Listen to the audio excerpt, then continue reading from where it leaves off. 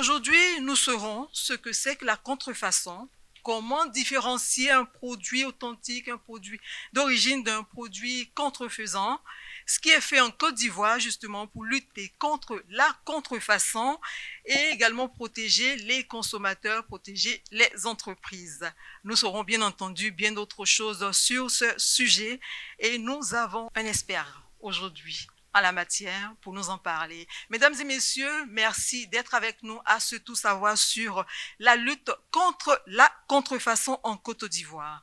Il s'agit de produits que l'on déverse sur le marché et qui ont pour conséquence de porter atteinte non seulement à la santé des Ivoiriens, mais aussi à l'économie de manière générale.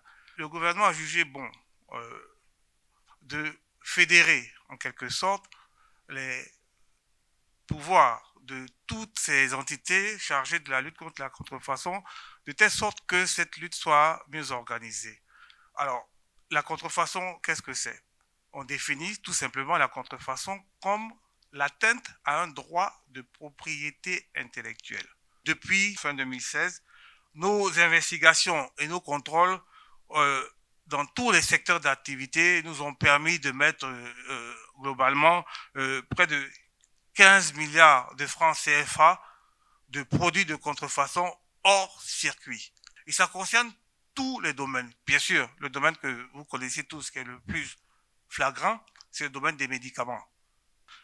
Les consommables informatiques, les manuels scolaires, malheureusement, aussi, sont touchés.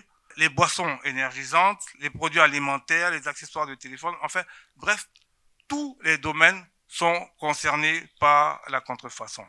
Aucun investisseur n'ira dans un pays, personne ici ne développera une économie, une industrie, s'il sait que, à terme, au bout, tous les produits qu'il va fabriquer seront l'objet de contrefaçon.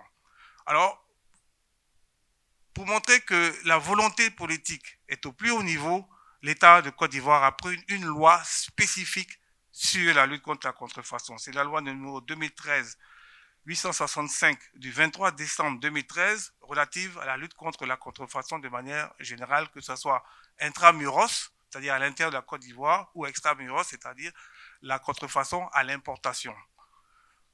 Ce texte définit tous les éléments constitutifs de l'infraction et tout ça, et surtout, ce texte crée le Comité national de lutte contre la contrefaçon. Le CNLC a en son sein des forces de police, gendarmerie, douane et police normale.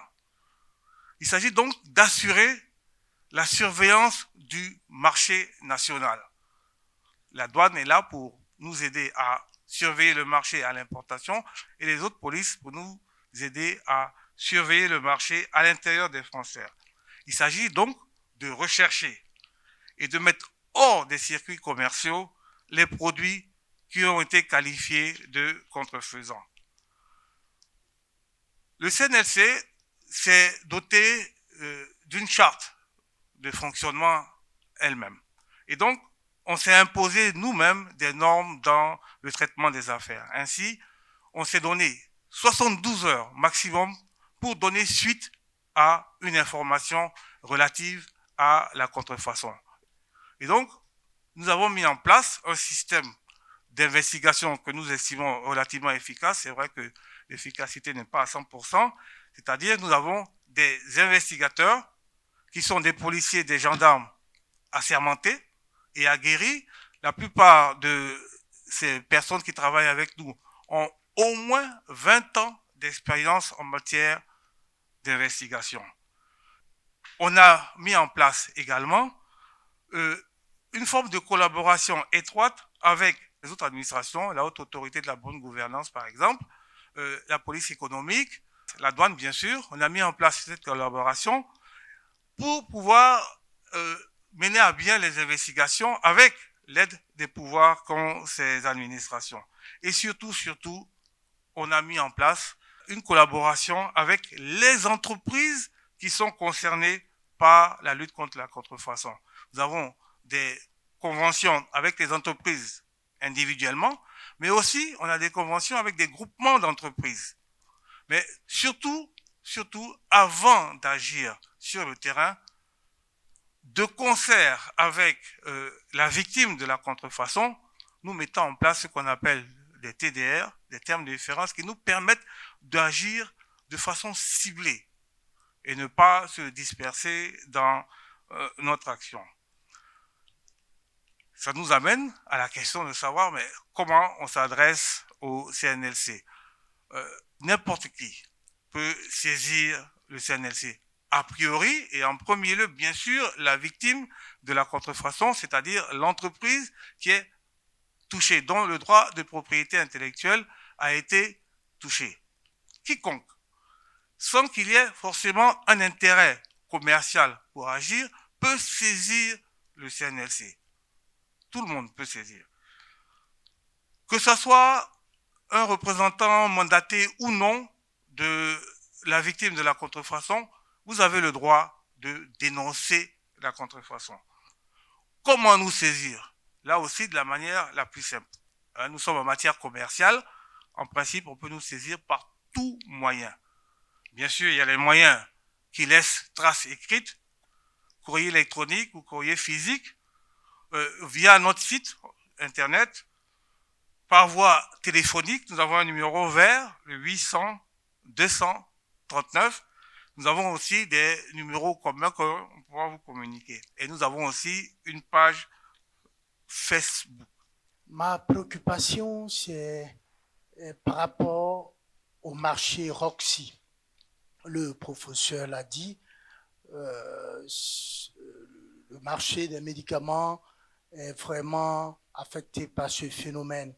Et ce marché se trouve à jamais à 10 km du centre des affaires, de Plateau.